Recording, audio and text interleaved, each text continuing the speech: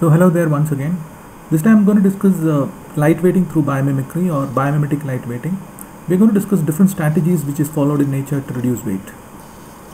So we're going to discuss lightweighting, and as far as sustainable innovation is concerned, lightweighting need to be done on material which is sustainable, but unfortunately we really don't have replacements.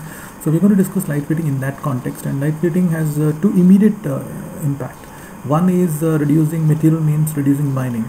And as you're probably aware that capitalism, which is nurturing neoliberal value system, sees earth as an unending resource, but unfortunately, and that is unfortunate, and it is violating all the operating principles. And we discussed that in the first module, first video, where we discussed about earth's operating limitations and systems.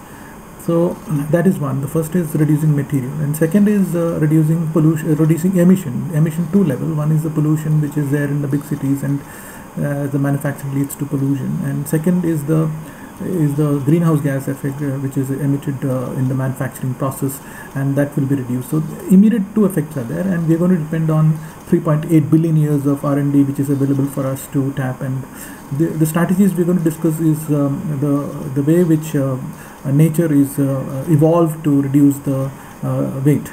So there are different strategies, and we're going to look at each strategies. So the strategy which is followed in nature for lightweighting is utilize resource efficiently and minimizing waste. But in the main process, the functional aspect and the structural integrity is not compromised. So as we discussed earlier, you put more material where there is more stress. So it is not evenly distributed. What we do in the manufacturing of, let's say, a car or vehicle is that we sheath it completely with similar material, that is uniformly all over the vehicle. So that is not how nature does things, and as we have discussed in the earlier slides also. So this is Airbus has shown keen interest in reducing material, and they have used these algorithms where there is more stress, you put more material, where there is less stress, you put less material. So intelligent use of placing material. So lightweight not only reduces the weight, but also the material demand, as also the fuel consumption. Imagine the amount of fuel which is reduced by using this kind of design. And also the future aircraft would look like this, where you can actually see through, and it is going to be a different experience. So before we continue this further, let's understand where are we located right now. Let's take the example of construction, and look here. There is a structural material which represents 50% of the embodied carbon dioxide and energy, yet only 45% of the available strength is used, which means we are creating buildings where we are not optimally utilizing the structures which we have created, which means we are putting material where it is not needed. So lightweighting would help us to reduce the material, and also it will in effect reduce mining. In fact, cement is one industry which has 5% of the carbon footprint. So total amount of carbon which is emitted, cement industry is one of the highest. So which means we can reduce that, and also the amount of material which is used. So overall, if you look at the possibilities of lightweighting in construction, there is a lot of scope of improvement. So one of the areas which has seen a lot of attention is to reduce the amount of material which is used in vehicles. And if you reduce 10% of car weight, you can cut the fuel consumption by 7%. And these are the possibilities which lightweighting holds in transportation. As you're probably aware, that transportation is also one industry which has a lot of carbon footprint, as also the amount of material which is mined. So if you look at construction as well as transportation, the two examples, the two slides which I've shown, there's a lot of possibilities of lightweighting. When we discuss lightweighting, we have to keep in mind that it is a part of sustainable solutions we are discussing, and it is a sustainable innovation through emulating nature. So I also have my first video, that is innovation through biomimicry, where part of this was discussed. So you may also visit that.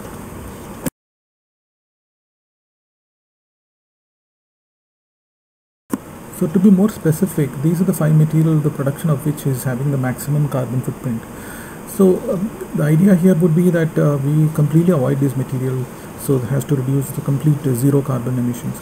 That may not be possible at this stage, so we are looking for lightweighting in terms of reducing the material or material substitution, or we can have multifunctional material. The material can be used for multifunctional reasons, and also shape optimization. These are different ways by which you can actually reduce the carbon footprint, focusing on these 5 material.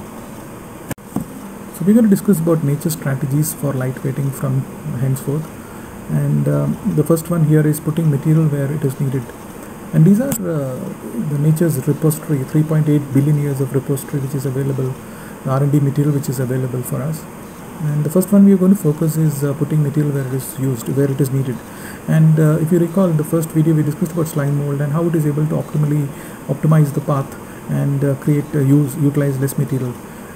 We also discussed that in nature material is very costly, resources are very rare, so material is very costly. So it has to manipulate the resources in such a way that it is optimally utilized. So we also discussed about slime mold and how it is utilizing the material, and we created a biologically inspired mathematical model which is highly efficient algorithm. And here we look at 2 examples, bird skull, and we also discussed about bones and how bones are has to be light. For instance, the bird's skull is very important part of the organ, but it has to be light because it has to fly.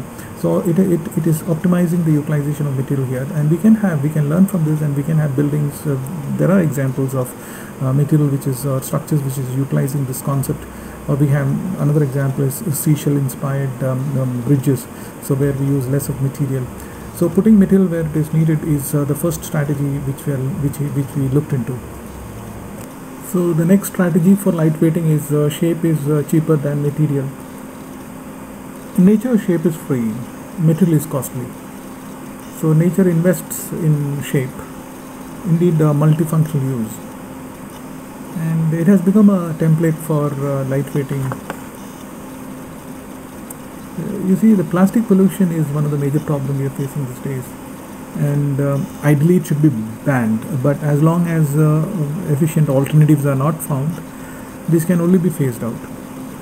So plastic bottles are a major source of pollution, these PET bottles, and you go to any beach, you go to any place, in fact particularly tourist places, you will find loads and loads of these PET bottles. They are quite handy though, but unfortunately it has consequences, and plastics are non-biodegradable. It's a major problem. So the Vitalis company has come out with plastic bottles, PET bottles, which is using 7% less of plastic without compromising on its strength. And in a way, it has in this way it has been able to reduce almost 250 tons of plastic per year. It's a huge amount. So how did they do this? And what they did was they studied this high altitude pine tree, and they found that this high altitude pine tree is able to withstand high wind and heavy snow. And they try to find out how is that it is able to withstand this high wind and high snow at high altitude, and the very large forces in fact. And they found this trunk of this tree has spiral design, as you can see here. And they studied this, and they found that it helps to withstand large forces without breaking. And so they emulated this, and they created spiral bottles, and of course there were a lot of studies done, and they finally able to get it right, and they created spiral grooves, as you can see this bottle here. And they were able to create similar properties. They were able to emulate similar properties, and these bottles were able to withstand the vertical, horizontal and diagonal loads with less material. And the Vitalis bottle is now the lightest bottle available, and which is performing the same function with less plastic. So we are able to manipulate shape by emulating nature, and thus able to reduce material. You will see a lot of bottles now in the market which has this kind of shapes, and that is how we are able to do lightweighting. This is a very good example of shape is cheaper than material. So next nature strategy for lightweighting is form follows flow. In nature, flow influences everything. Life is creating responses to flow within it and around it. In fact, a tree can be called a diagram of forces. Its shape is determined by responding to all kinds of forces. And if you look at the leaves and the distribution pattern which you see on the leaf, it's the most optimal design which you can have in terms of distribution, because it takes the least resistance path and thus conserving energy, hence material. These fractal designs which you see are not accidental, but follows a definite pattern. In fact, there is a mathematical, it can be mathematically expressed, and it's Murray's law of fractal pattern. And here what happens is that branching channels split its diameter and is proportionally reduced, and this process is repeated, and it creates a highly efficient distribution pattern. And this you not only see in leaves, you will see all the places where nature is looking for distribution. For instance, inside the lungs, the respiratory system of all plants and insects, you will see these patterns. And this pattern actually reduces the work energy required to transport or upkeep. This therefore this is how nature distributes itself. And how does we human being distribute? If you look at the electric wires or water connections, you will see the most inefficient or wasteful way of distribution. In fact, perpendicular is the most inefficient distribution angle, and in nature you will never come across perpendicular angle of distribution. It's a waste of energy and material. So understanding nature's flowing form with flow not only helps in optimal design, but also in thermal cooling or thermal exchange. So these application in industrial process of so these are a lot of application in industrial process of maximizing mass or energy transfer to improve material performance and process efficiency. See, the gadgets are getting smaller, and we need heat exchanging. If you look at the computer, or we need to be more, the heat exchanging need to be more efficient, and the heat exchanging computer tends to get overheated, and it needs effective dissipator. So the fractal design, if you can see on the right side, the fractal design of silicon chips for cooling fluids helps in increasing surface area of dissipation, and this has kind of revolutionized the whole idea of heat dissipation. So this is how we emulate form flows flow, and in a way it's a strategy for lightweighting. So the next strategy for lightweighting is strength from shape, and as we discussed in the last slide, a tree can be called a diagram of forces because its shape is determined by responding to all kinds of forces. Now here the tree is having two important functions. One is distribution, that is xylem and phloem should take a least path of resistance, thus conserving energy and hence material. Second, it is to give a structural strength to the whole structure, because it's facing a lot of forces, all wind, and so it has to maintain the structural strength. So that is where the branching of the trees follows a pattern which is also fractal pattern, but it's more of Fibonacci series, which we discussed in the first video. That is, we have the first there's a one branch and one stem, then you have two, then you have three, and then you have five, then you have eight. So you add the previous one. The Fibonacci series has been discussed in the earlier videos. You can go through it. So it tends to give a structural strength. Now this, of course, is a part of evolution, and millions of years of evolution has seen to this kind of efficient design, and this has been emulated, and structural strength for material constructions have been emulated. For instance, on the right side we see the airport in Stuttgart, which is a city in Germany. So this kind of fractal designs, which you, in fact, Terminal 2 of Mumbai airport also, but it's not entirely the kind of emulation of fractal design from the tree. It has more to do with maybe aesthetic reasons, but this one is a perfect example where we are trying to emulate the forces by which the nature is trying to control and utilizing less of material. It's a very good example here. So the next nature strategy for lightweighting is hierarchy, designed for resilience at every step. So instead of investing more material, nature employs hierarchical arrangements, thus creating complexity at different levels, or different scales in fact, to even to the molecular level. So this toughness mechanism results in outstanding mechanical performance, so wherein the crack growth is arrested by a resilient arrangement. So any fracture is handled by one level of hierarchy, or is it slowed down?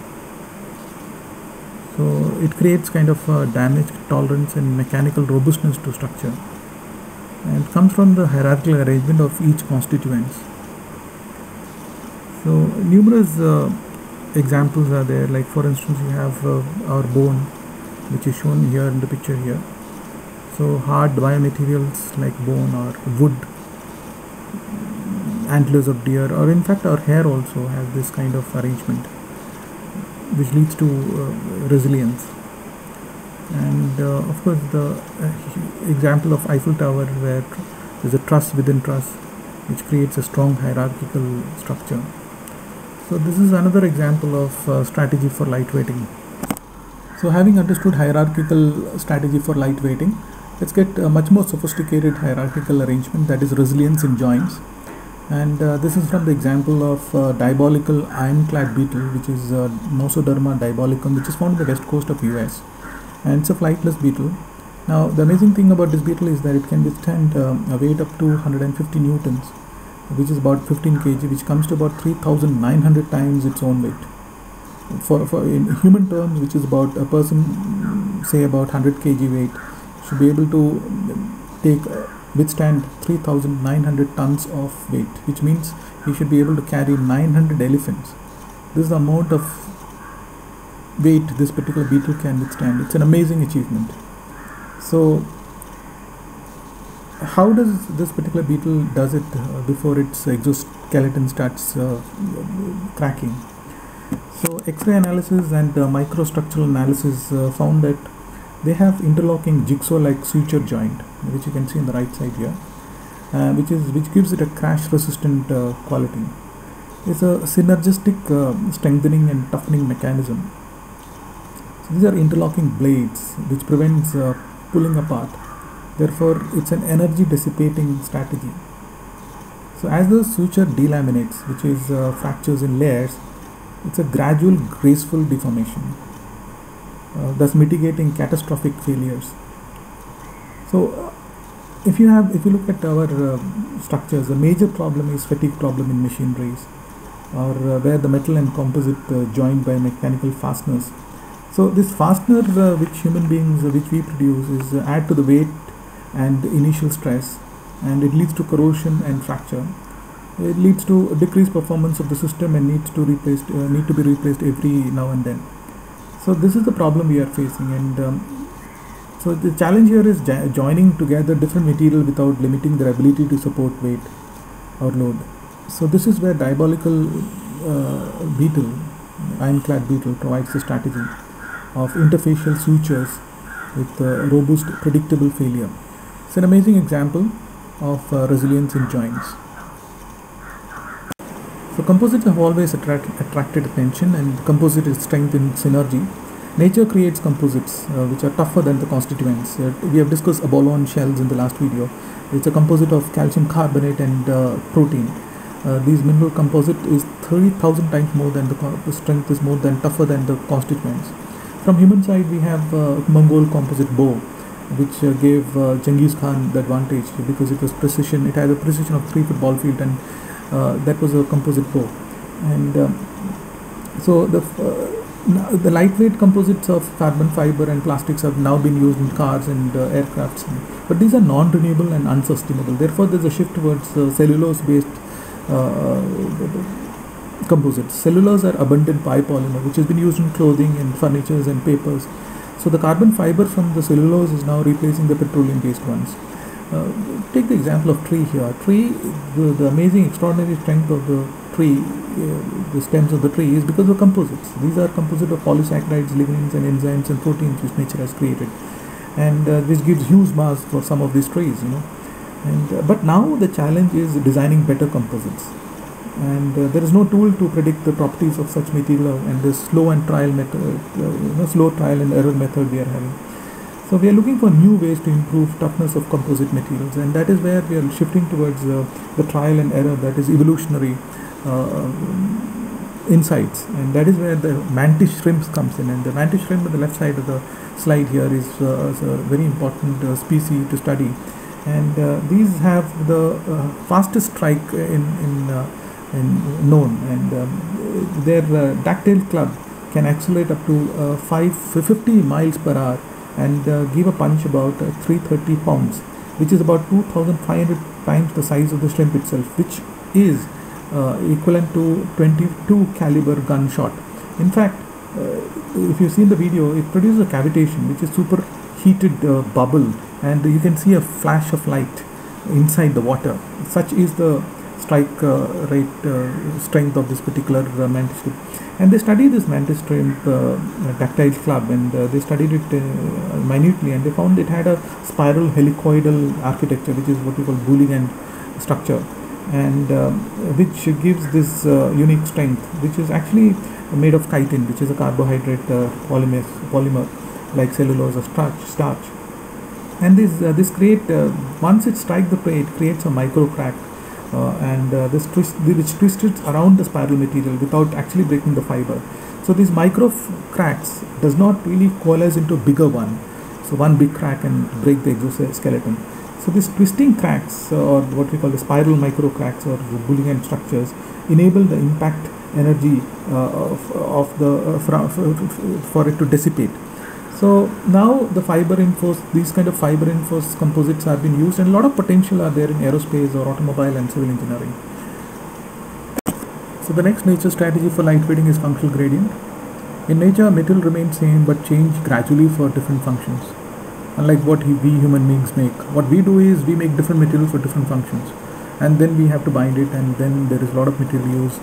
But in nature, material change structure gradually depending on the functional needs.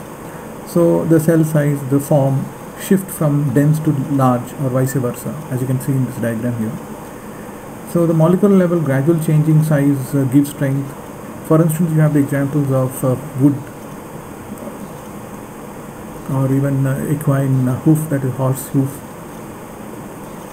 The best example would be the human skin. If you look at your skin, the palm skin is different from the skin on the elbow.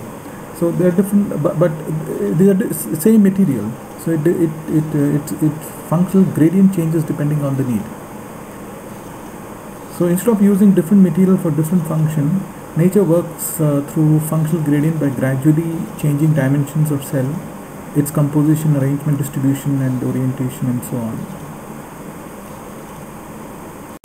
So there are different ways by which the functional gradient can work. We have the shift in composition, the arrangement, distribution, dimension, orientation, the way it is interfaced, so which gives certain characteristics. So the next nature strategy for lightweighting is sandwich structures, and these are high impact absorption structures. Essentially what it means is that it has airtight honeycombs and struts, which is 90% airspace, and absorbs high energy impact while maintaining shape. For instance, take the example of toucans. Toucans are birds which found in South America, and their beak length is 1/3 the size of the bird, but it's actually 1/20th the mass of the bird. So it is a lightweight structure, but it's very hard and has a lot of strength. So what it essentially has is airtight honeycomb form like keratin. Keratin is a protein polymer, so which is covered in a drum-like membrane, and making it a lightweight but strong structure. So these have been emulated for making lightweight rackets, tennis rackets, and so on. So sandwich structure is another example of strategy of lightweighting. So the next nature strategy for lightweighting is compliant structure, that is bend not break. So in nature, strength is in yielding and bending before eventually breaking. You can see how compliant structures give strength when you observe tree, let's say a coconut palm during high wind. So palm-inspired compliant wind turbine blades can yield in dangerous wind condition, unlike what we see now. When the wind is very high, you tend to switch it off. In fact, recently dragonfly-inspired compliant wind blades were tested, and they found to have 35% more power than to produce more power than stiff, bulky blades. So compliant mechanism is flexible mechanism that transfer an input force through elastic body deformation. So in nature, organism changes their shape to accomplish a task rather than having several moving parts that are attached together. Take for example this picture here. We have on the left side the conventional aircraft wing, and the right side is the compliant structure which has been tested. So new age aircrafts will have innovative compliant structure that bend to the requirement than bulky moving parts. So So these compliant structures will have high performance, lesser parts, no hinges, springs or joints, and therefore it will have less parts will be produced and less wear and tear, no lubricant. So compliant structure are long-lasting, lightweight material that are reliable. So nature strategy for lightweighting, the next one is cylindrical structures. So in nature there are more instances of thin-walled cylindrical structures since it provides a sturdy support. So while inside it can be cushioned in form, that is you have dense material outside and low density core, or instead of form you can have functional material like for instance bone marrow. So this lightweighting is done without compromising structural stability or load carrying capacity. So we have examples of, apart from bones, we have example of stems of plants, and then we have specialized structures like porcupine quill or hedgehog spines and so on. So then you have a lot of examples of cylindrical structures in nature which is lightweighting. So nature creates this shaping is used to make structure lighter, so to get some stiffness with less material. So next time you go for a walk and you come across feather, so examine it carefully. So the feather shaft you will observe will primarily a cylindrical structure which is filled with foam, so giving it a unique combination of robustness and flexibility.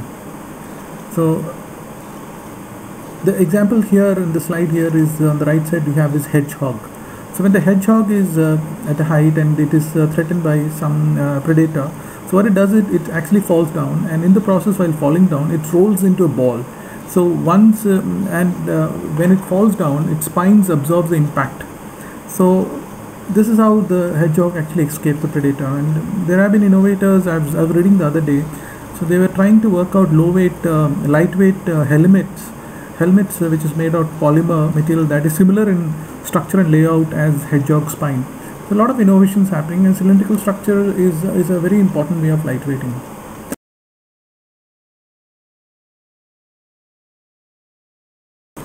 So the next nature strategy for lightweighting is create structure with pressurized fluid.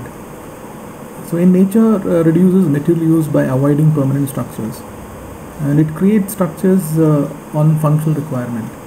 So there is no permanent structure. As far as possible it avoids permanent structures. So pressurized fluid, mostly water, is used to create these temporary structures.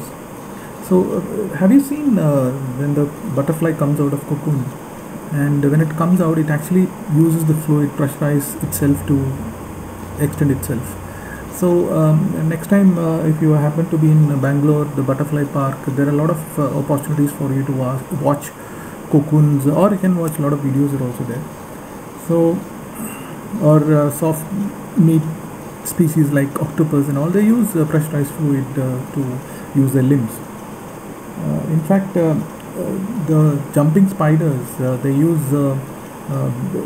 blood pressure to propel themselves. So in fact, a study was done on tuna fish. This is an example, the picture here of tuna fish.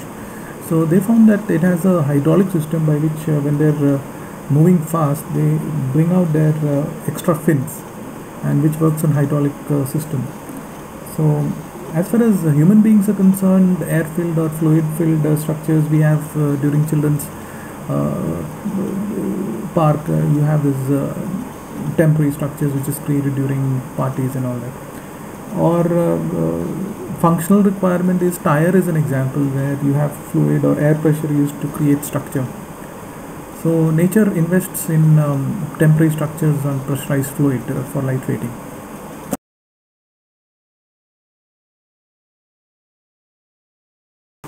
So next strategy for lightweighting is tensegrity structure. The tensegrity is an illusion of tension and integrity.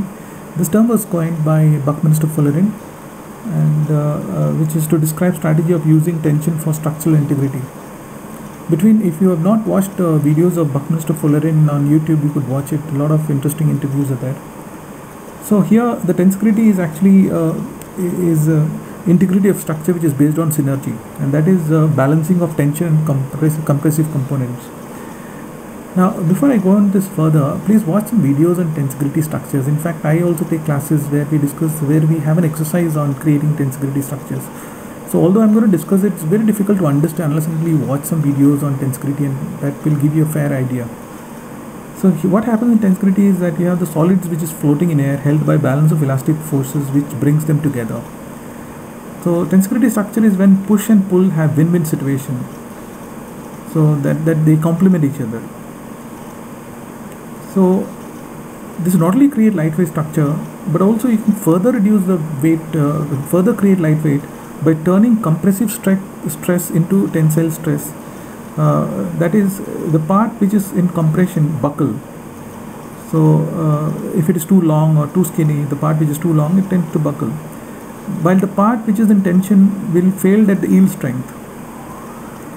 So what we can do is that we can have thinner elements without elements in tension. We can have thinner elements which does not compromise the structural integrity. For instance, if you take aluminum, which has more elastic, which is more elastic than steel, we can have cylindrical aluminum rod that is 30 times longer than wider, like the spoke which you find in the wheel, and then you'll see that it has 2.5 more times strength in tension than in compression. So an aluminum cable in tension can use 60% less material than a rod in compression. So we can use different materials, like the example which I have given, aluminum, to create further lightweighting through tensegrity. As far as the slide here, you have human beings is an example of tensegrity structure. In fact, our muscular skeletal system is the tensegrity of muscles and bones. In fact, bones are floating in soft tissue. This forms the basis of human mobility. In fact, you can create tensegrity structure. The stadium here is an example of tensegrity structure. So which use very less material, which creates material from tension and integrity. So this tensegrity structures needs further study. You can watch some videos also. In fact, I'm not a believer of acupressure and other things, but after reading about tensegrity, I'm thinking that, because the interrelation beyond the immediate vicinity in the body, if you press part of the body, it creates certain changes in other part of the body, has some logic when you see it in terms of tensegrity structure. So next strategy for lightweighting is self-healing. Nature self-heals. Everything in nature is about self-healing. If you look at your body, if you scratch somewhere, if you injure your skin, within few days it's healed. Or you have a cut and you start bleeding, it is clotted. So nature invests in self-healing rather than replacing. Whereas we have our material tends to age or wear, or there's a defect, we have to throw it away, we have to replace it. So a lot of materials are wasted like that. Just think about the movie Terminator, where this robot is able to self-heal. Not only it is able to self-heal, it is able to regenerate completely, if you've seen those movies. So there's a lot of possibility in self-healing material. So SHM, and since last 15 years, a lot of research has been done and books are written on SHM. And self-healing works at different levels. For instance, the first one is embedded healing agent. For instance, you put self-healing agent inside the material, and when the material is defected or has a defect or has a crack, these self-healing agents tend to break out and heals. Or we can have something which is similar to the blood clotting system, where we have material with internal circulation, where it is following the vascular system, where the blood. We can have it in pipelines, and where the pressure differences create capillary effect and so on. So next is shape healing material, which has a lot of implications in the recent times, which snap backs to original shape or preferred shape. For instance, we have eyeglasses which is in the market, which is self-healing in the sense it comes back to the original shape. So we can, in fact, the next one, of course, is reversible polymer. For instance, we have thermoplastic which can be remolded, and we can have polymer fibers out of thermoplastics. And there's a possibility. In fact, studies have conducted and shown that we can have self-healing fighter jets, where the bullet holes can be self-healed. And in fact, in the slide which you see, the picture here is a self-healing glass. In fact, that happened some 3 years back. It was discovered quite accidentally when they're trying to work on a glue. So this is first instance. We also have self-healing rubbers and plastic, but this is first instance where a hard material substance of the kind which is healing at the room temperature has happened, that is glasses. And in fact, 3 years back, I think 2015, yeah, this LG's model G Flex 2, which you see in the picture here, had a coating which was self-healing. So if you scratch it, it tends to heal itself. Of course, it's not able to prevent major damage, but in a incremental way, you can have this growing, and we can have a lot of possibilities of self-healing material, and that is a sure way of reducing the use of material and hence the lightweighting. So another strategy for lightweighting is use multifunctional design. If you look at here, there's a pine cone here, and the pine cone, when it rains, it closes, and when there's no rain, it's a dry day, it opens up. So when it opens up, it disperses seed. So when it is dry, the seeds have more possibility of traveling as far as possible. So here the pine is not only protecting the seeds, but also when it is wet, it tends to expand and closes up. So a lot of things are happening here. So can we have, which has led to a field which is what we call smart material. For instance, this fabric which the lady is wearing here, this not only the fabric is meant to be aesthetic but protects from the elements, but can we have fabric which also responds to the element? For instance, if she is, if this particular person is in a place which is much more hotter, so which means the fabric will open up to make it more ventilated, or if it is raining, it closes up. So can we have material which can have multifunction rather than only aesthetic or protecting? So this way we can use less of material by using single material. For that is in a way reducing material, which is what can be defined as lightweighting. So another way of nature's strategy for lightweighting is avoid collision.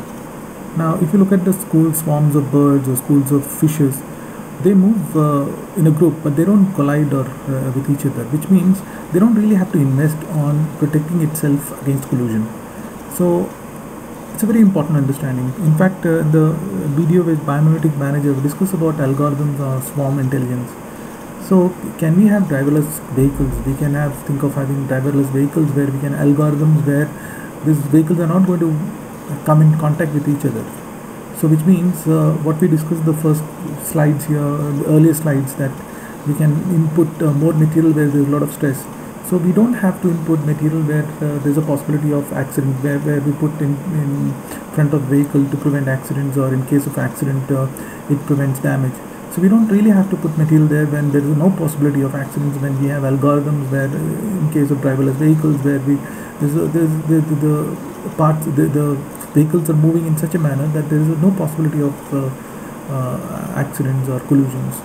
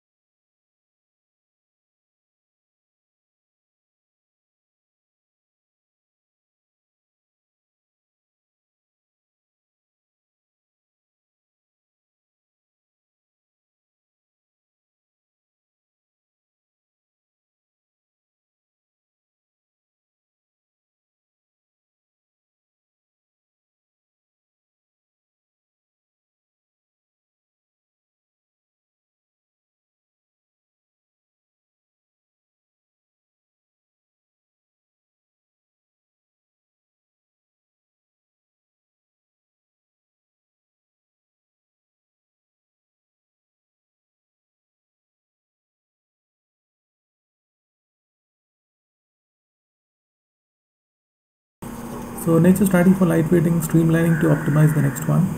If you've gone for a walk, I'm based in India, and come across this tree called mahogany tree, and when it is dispersing its seeds, it tends to fall off and fly. It is similar to the sycamore seed which you find in southern Europe, and which has been inspiration for sycamore ceiling fan. So what happens here is there is a balance between the weight of the seed and the length of the wing, so which enable the seed to rotate smoothly. So this inspired the sycamore ceiling fan, this falling sycamore seed, which is aerodynamically designed blade, and which operates at a low operating speed, unless the conventional fans which we have, where the flat fan blades, which needs high operating speed to achieve high airflow, creating turbulence and wind noise. All these are avoided, and there is energy efficiency which is achieved. Similar is the case where you are trying to understand how the nature moves in, that is the spiraling motion of nature, which we actually discussed in the earlier video, Innovation Through Biomimicry, where we discussed about numbers and Fibonacci series, and how phi, and how we plot the diagram and get mathematically optimal design for growth. So similar is the case here, where we have a spiral which is inspired from the shell here, and this has been quite successful as water mixers in industrial scale. So with this design, they're able to mix gallons of water with least amount of energy which is used. So when we are understanding the way nature moves, in nature nothing moves straight. There's always spiraling. There's always moving in a different. It never moves in straight line. So when we understand how the nature functions, we can have very efficient equipments. We can have very efficient energy saving, light-weighted materials. So the last slide here of nature strategy for lightweighting is manipulating heat. And a very interesting species here, which is bombardier beetle. And bombardier beetle are a remarkable evolutionary story. There are 500 species of bombardier beetle which is found all across the world, in fact in different ecosystems ranging from forest to grassland to deserts. Now what this bombardier beetle does is that when it is threatened, it sprays a hot chemical which is about 100 degrees centigrade, and scalding the attacker. So as you can see in the diagram here, it has two chemicals, that is hydrogen peroxide and hydrocodone. Now these two are mixed in a chamber along with an enzyme which triggers the reaction, and this scalding chemical is given out in a pulsating manner with open and closed valves, which at the rate of 500 explosive bursts per second. So the implication here is that the bombardier beetle cannot have its body tolerate 100 degrees centigrade. How does it is through the pulsating combustion, and it has we can learn a lot from this is that what we do in our where we create explosions, or where we have to deal with high temperature, is that we modify the material, we put more material, and we make it more heat resistant. But this is an example where pulsating rapid bursts. So instead of at one go putting all the chemical out, it is doing it in a pulsating manner, so keep the temperature at lower level. So this can have a lot of application in high performance ejection system, or efficient fuel injection to improve drug delivery and so on. So here is an example where we don't have to put too much material where the temperature increases. We can use certain strategies to keep the temperature low, but also have the functional aspect of it performed.